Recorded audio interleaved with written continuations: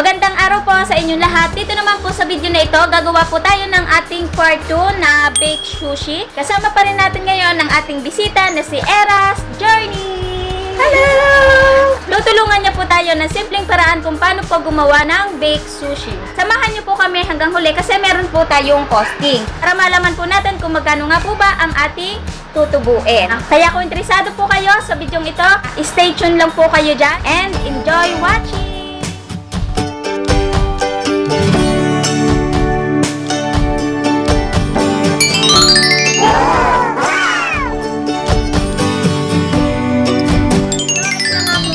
Yun na po yung ating part 1 na California Maki. Naisip ko mas maganda po siyang itinda sa harap ng ating bahay ay meron po siyang kapartner. Para tulungan tayo, humingi po tayo ng idea kay Era's Journey kung ano nga bang magandang i-partner sa ating California Maki. Yan, sa tingin mo, anong magandang i-partner dun sa ating California Maki? Actually, madaming varieties tong paggawa ng sushi. Pero, pag sinearch mo sa Google, kasama sa top 10 ang California Maki tsaka Spicy Tuna. So, yun yung top 2. So, marketing-wise, madali na siyang ibenta sa tao. Tapos, sa mga Pilipino, familiar na sila dun sa lasa na yun. Bukod doon, maganda na may variety tayo. Kasi yung isa, California Maki, medyo sweet, tas creamy. Tapos ito namang Spicy Tuna, spicy siya and creamy. At napakadali lang hanapin ng main ingredient natin, which is yung century tuna. Mahanap natin to sa grocery, sa tindahan, kahit saan. Umpisahan na po natin ang ating pag-i-ingredients at yung ating procedure.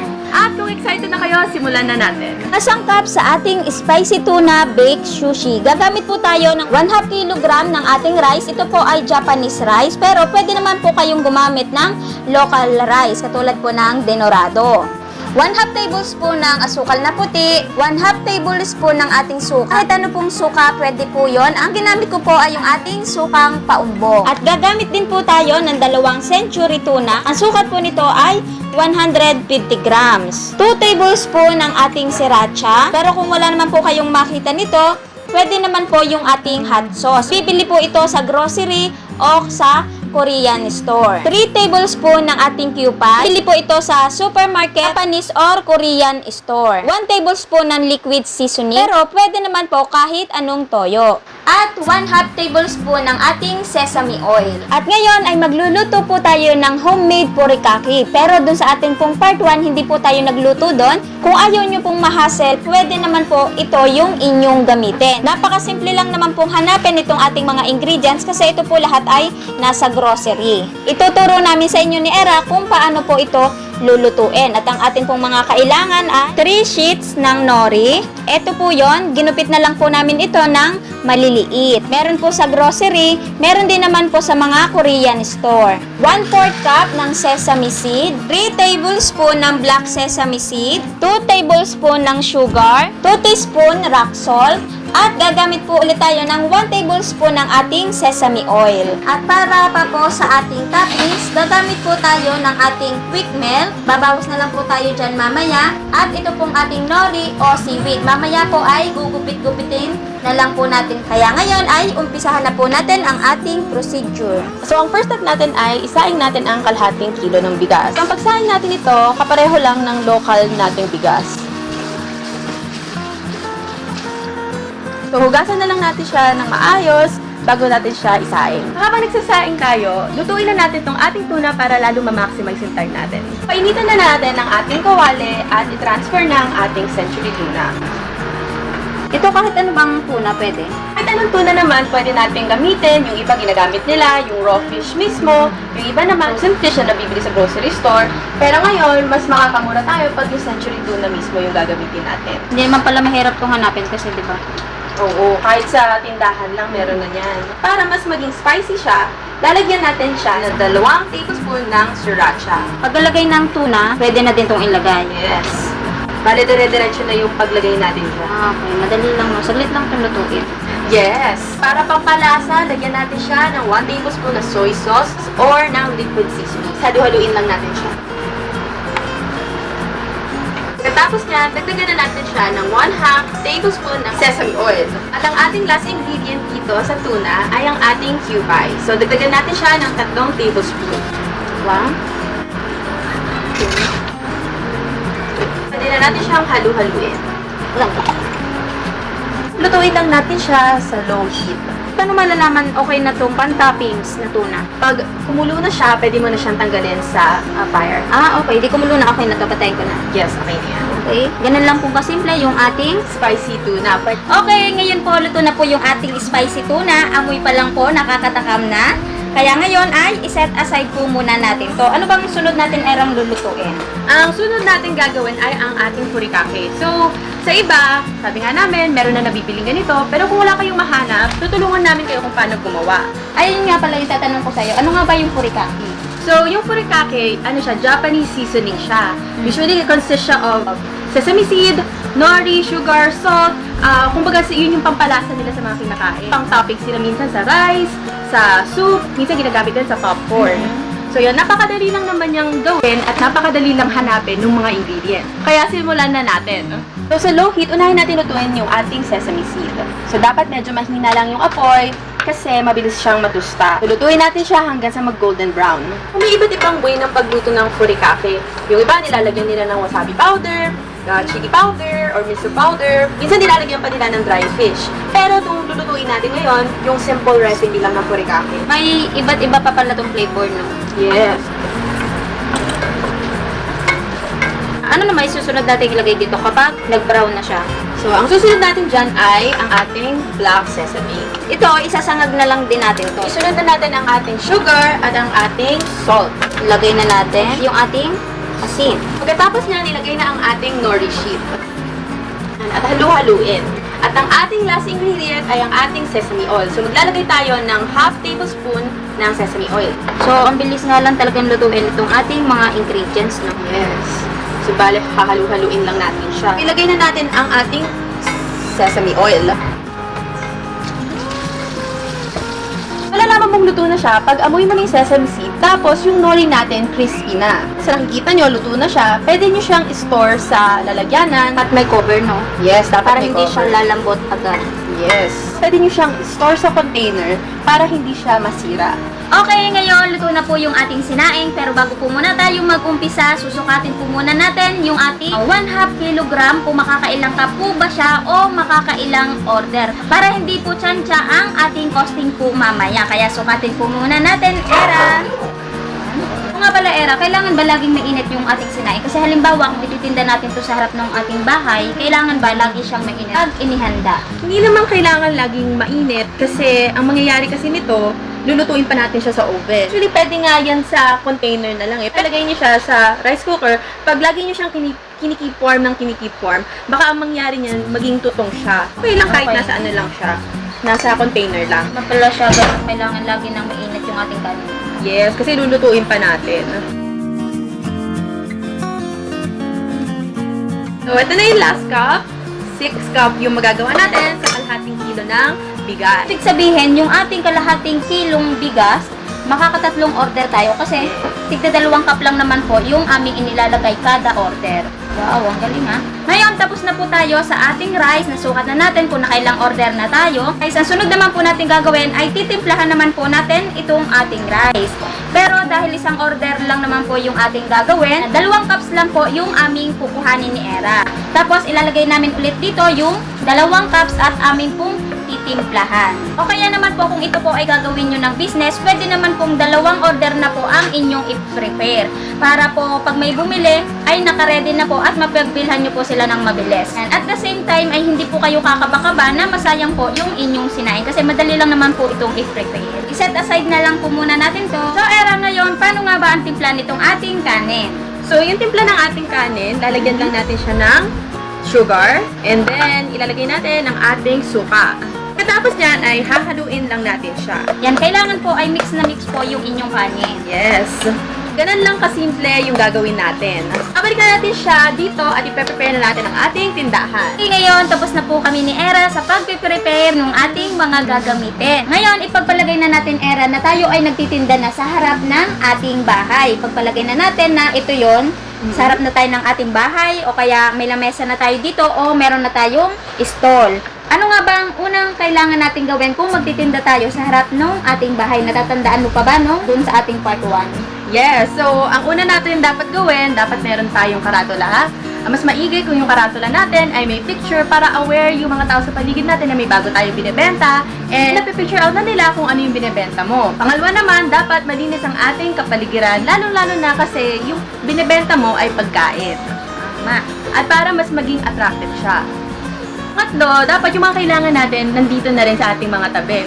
So, mas maganda, halimbawa ito, dapat to nasa chiller, katabi ng mga California Maki, para yung mga ingredients within your reach lang. Hindi kayo matataranta, hindi kayo makikita ng mga customer na patakbo-takbo. Ganon po ang magiging setup na. Katulad nga nung sinabi ni Era, kailangan ay nandito na po sa ating tabihan. Yung ating lalagyan ng kanin, yung ating pong paglalagyan, at yung ating pong mga ingredients, kailangan ay nasa cooler, at yung ating pong mga toppings ay nandito po sa ibabaw. At itong ating pong mga ingredients, kailangan po lagyan nyo ng label, di ba Era? May una kasi tayong video dun sa ating California Maki.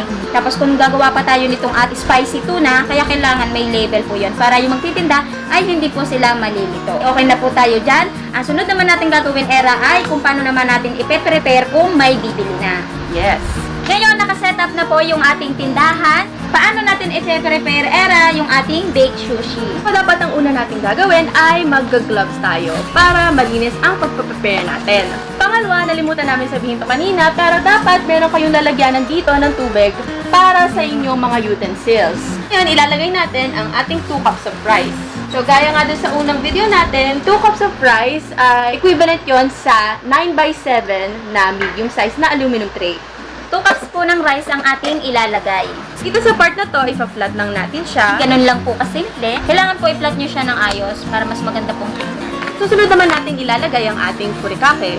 So, itong furikake to, siguro half tablespoon lang. Kasi ito yung magiging first layer natin. So, dito, half tablespoon lang ilalagay natin sa unang layer ng furikake. Mamaya maglalagay ulit tayo. Ito po yung ating niluto kanina na homemade furikake. Ang susunod naman na layer na ilalagay natin ay ang ating spicy tuna. Itong spicy tuna na ilalagay natin, saktuhan siya dito sa medium tray. Pagpalagay nyo na gamay nyo na yung inyong negosyo, pwede na kayong maggawa ng maramihan nito. Pero kung ilalagay nyo siya sa medium size na tray, ang katumbas niya ay 1 cup nito. Kaya ngayon ay itatoppings na po natin sa ibabaw. Yung amin pong niluto na isang order po lamang, sobrang dami niya na pong toppings sa ibabaw. Kaya sobrang sarap niyan, Era, di ba? Tapos lalagyan pa natin siya mamaya ng cheese kaya sobrang creamy. Wow! Overload. And makikita nyo talagang hindi siya tinipid kasi pag tiningnan nyo, hindi nakita yung rice. So ngayon, ilagay na ni Era yung ating toppings na spicy. Ang sunod naman po nating ilalagay ay yung ating quick melt na cheese. Actually, ito po ay nahati na namin sa dalawa kasi yung isang box ay dalawang order na po ang inyong mapapagkamitan. May iba't ibang ways ng paglagay niyan. Yung iba, hinahati lang nila, tapos nilalagay nila dito. Pero mas maganda kung yayadyarin nyo siya para cover lahat yung baked sushi natin ng cheese. Yan, tama. Tama!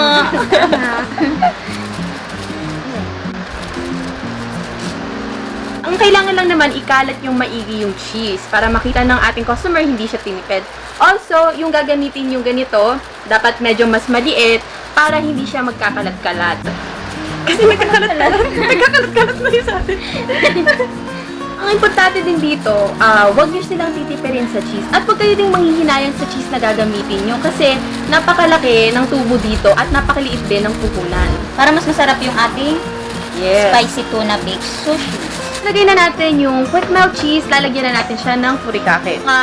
1 tablespoon ng furikake ang ilalagay natin. Ang last na toppings or layer na ilalagay natin ay ang ating Japanese mayo. Ngayon, dito nyo pwedeng tanungin yung ating customer kung gusto nila magpadagdag pa ng spicy or sriracha sa kanilang baked sushi. Ngayon, na-prepare na po namin ni Era yung ating spicy tuna baked sushi.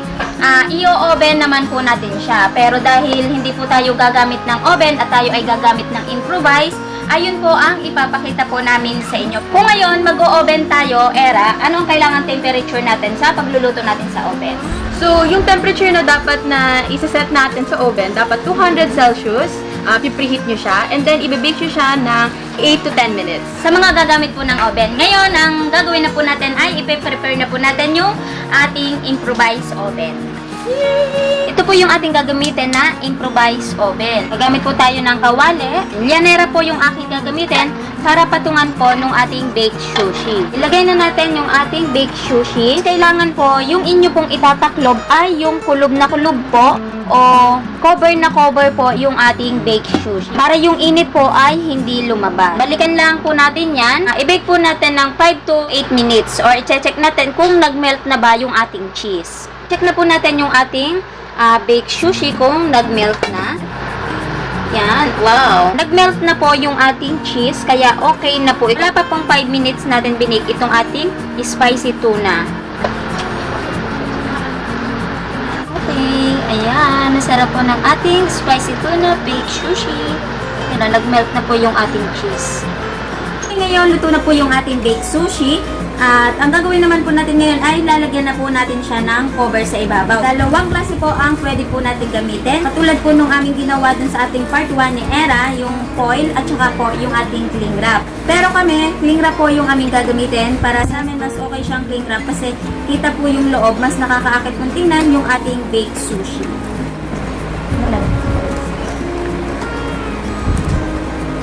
At syempre po, huwag natin kakalimutan ang ating label or ang logo ng ating business para mas makilala ang inyong baked sushi. Okay na po yung ating finished product. Pwede nyo na po itong ibigay sa inyong customer.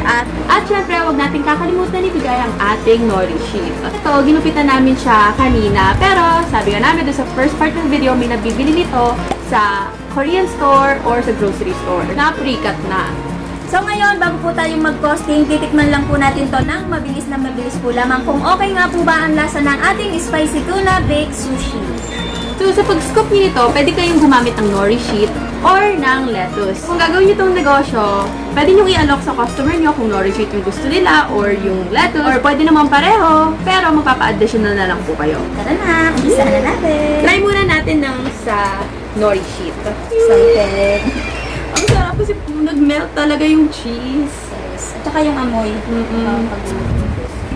Mabilis lang po talaga. Wow, wait. Tingnan niyo, oh. Kitang-kita niyo yung hati niya. Yung rice, yung tuna, tsaka yung cheese. Cheers! Diyan. So, ang sarap niya. Lasang-lasa yung cheese. Sobrang creamy niya. And, totoo nga, spicy nga talaga siya. So, spicy tuna, kaya sobrang spicy nung ating baked sushi. 2 tablespoon lang po yung ating inilagay, pero lasang-lasa na yung ating spicy. Kaya kung paborito nyo po yung spicy, siguradong magugustuhan nyo po itong timpla na to, kasi sakto lamang po yun, di ba, Era? Sobra, sakto lamang po talaga. Sobrang balanse po nung lasa nito. Ngayon, itatry namin ni Era, kumpletos naman po yung ating gagamitin. Ang sarap nito. Tapos, ang nakakano dito kasi, ang mahal yung order, tapos, ganito lang pala kasimpleng gawin. Di ba? Makakatipid ka talaga nito. Tapos, kung paborito mo talaga itong baked sushi, kung namamahalan kayo ng order sa labas, pwede kayo na yung gumawa nito. Tapos, ang maganda pa doon, pwede nyo lang gawing business, di ba? Okay?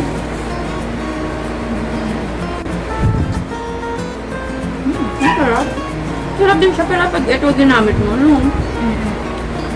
Yung ating pong lettuce at saka yung ating nori, parehas lang pong masarap yon para sa akin at sa iyo ba? Pareho lang siyang masarap. Kung gagawin nyo po itong negosyo, pwede nyo pong isuggest kung gusto nila ng lettuce or yung ating nori. Pero kung parehas nilang gusto yun, mag-additional na lang po kayo.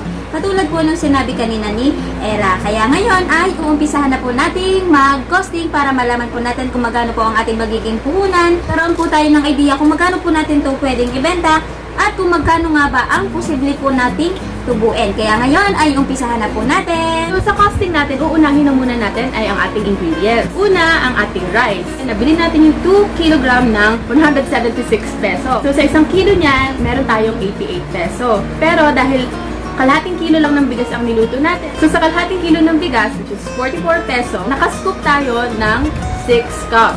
44 divided by 6 is 7.3. So pumapatak na 7.3 ang isang cup ng bigas. Pero dahil gumawa tayo sa medium size ng tray, 2 cup ang nagawa natin. So 7.3 times 2 is 14.6.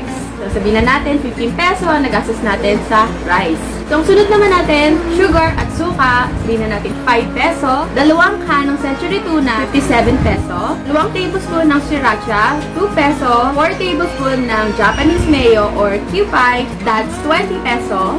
Sa soy sauce at sesame oil na nagamit naman natin, pagpalagay na natin 5 peso. Yung kalhating quick melt na nagamit natin, that's 40 peso. Sa furikake naman na nagawa natin, kung makikita nyo, madami pa rin natira dun sa ingredients na ginamit natin. Marami pang order na mapaglalagyan nito. So, ipagpalagay na lang natin na 5 piso yung nagastos natin.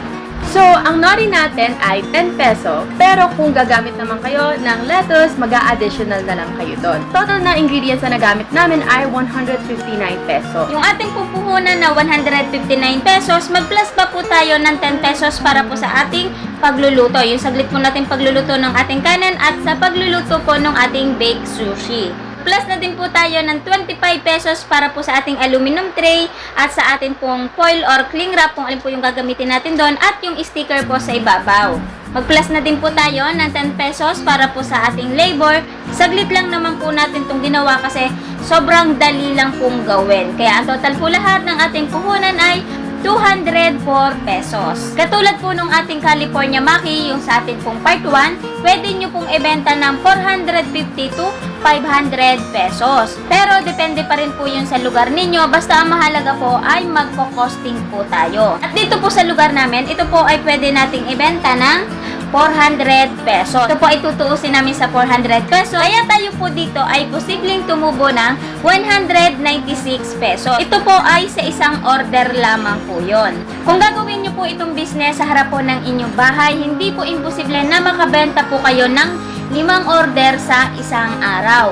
Dahil ito po ay patok na patok ngayon at madami pong curious dito sa ating baked sushi. Tapos ang isa pa po doon, madali lang po siyang gawin. Kaya hindi po imposible na kayo po ay bumenta na minimum na 5 order sa loob ng isang araw. Halimbawa po, tayo po ay nakakalimang order na.